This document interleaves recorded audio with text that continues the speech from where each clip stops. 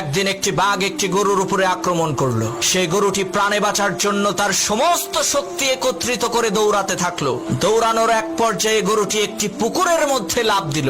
ঘটনাক্রমে সেই পুকুরের মধ্যে কোনো পানি ছিল না, শুধু ছিল কাদা। এদিকে গরুর পেছন পেছন বাঘটিও সেই পুকুরের মধ্যে ঝাঁপ দিল। এতে করে গরু এবং বাঘ দুইজনেই পুকুরের কাদার মধ্যে গলা পর্যন্ত আটকে গেল। তখন বাঘ রাগান্বিত কণ্ঠে গরুকে বলে উঠলো, ওই হারামজাদা, তুই আর লাভ দেওয়ার জায়গা পাইলি না?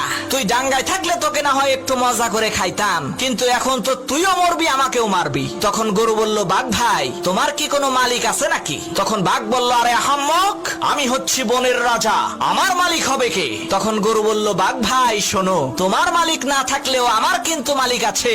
সন্ধ্যাবেলায় আমার মালিক আমাকে এখান থেকে উদ্ধার করে নিয়ে যাবে, আর লোকজন জড়ো করে আনন্দ উল্লাস করতে করতে তোমাকে পিটিয়ে মারবে। মনে রাখবা মুসলমান, তোমারও কোনো ভয় নাই, তোমারও একজন মালিক আছে।